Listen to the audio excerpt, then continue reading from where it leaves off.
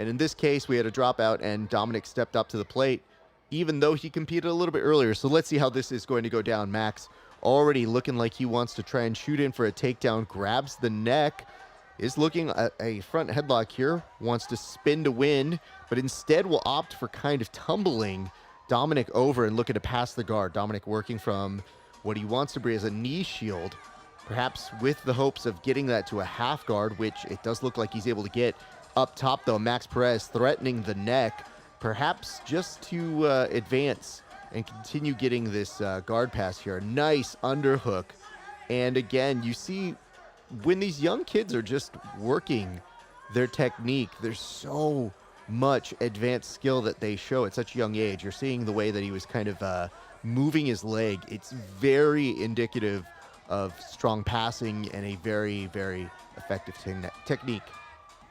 In this particular case, though, he now has him kind of in this side control, even though one of his legs is trapped, but it's allowing him to put down some pressure. And I think if you give him a little bit of time, he might be able to tripod that up and secure a pass. But nonetheless, very effective pressure being put here that undoubtedly he's learning from the good people over at Peerless, who have top-tier pressure. Dominic trying to prevent this pass with all of his might, but it's looking pretty close. That knee is hanging on by a thread here for Max Perez, who's using this underhook as best he can, and now he has secured the pass. So that'll give him just a couple seconds here, a knee on belly for good measure, to try and keep those knees from getting on the inside. That'll allow Dominic to regard a little bit better. Max Perez choosing his time, opting to go to the opposite side, trying to control the arm, and maybe trying to set up a choke here, but does a great job of making sure that Dominic cannot get back up. He tries for the mount, gets back into a little bit of a 3/4 guard, but now firmly in the mount position. Dominic's going to have to put in some work here to get out of it, but you're seeing Max try to settle in, and already with a bridge attempt here by Dominic.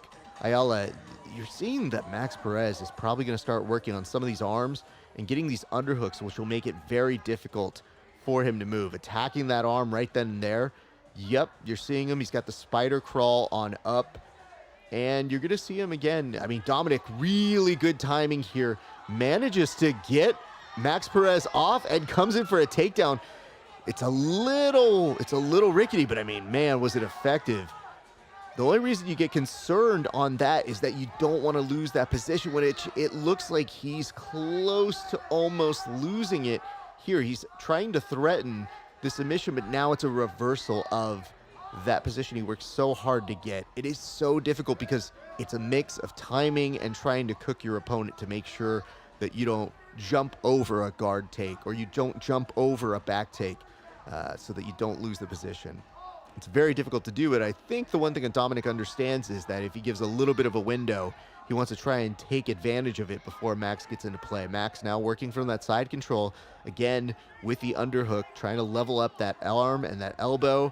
And you're noticing how firm he is in this position. Like, he is able to maintain this position because he knows exactly where to keep his knees and his body so he doesn't posture out. He's already seen Dominic can re-guard well if he has enough space. So it is a constant battle to make sure you don't leave enough space for your opponent to come through. But look at how Dominic's thrown up these arms from underneath. It's like he's thinking about a choke, but the difficulty is you start exposing your arm, so that left arm of Dominic could be in danger here if he doesn't watch his balance or watch how he's moving. Dominic trying to trap the head with his knees, and really it doesn't really do much more than aggravate the person on top, or maybe give you a little bit of time to maybe find some space. But here, Max, solid like a rock, not moving at all. Now he's going back to that traditional sort of side control. He has pressure. I mean, that's a really good amount of pressure, honestly. He is literally turning him into a different direction that he didn't want to go into. But this is kind of that one thing that we're talking about. When you add so much pressure and you just lose your balance for a split second, your opponent can kind of bridge you forward and use those as opportunities to escape or detach yourself. So it's part of the reason why when you're trying to put so much balance down, you want to be very careful on where you're putting your weight displacement. Now here from up top, Max trying to bring a knee over that elbow and even attacking the arm, and takes it back to a side control. Dominic is working from bottom, And this is going to be kind of the end of the match right here. But man, not for nothing, Dominic coming in with another tough match. But one thing was for sure, you look at the example between these two young gentlemen, and it was a great scrap. You're likely looking at a Max Perez win, but big respect to Dominic. And there's the handshake right there between those two young gents, because you're thinking to yourself, Dominic probably didn't have to take this match, but did it anyway. Let's get the official decision and the hand raise right here for your winner, one Max Perez. Hey, I'm gonna be real with you. Dominic Ayala, this is his second match tonight.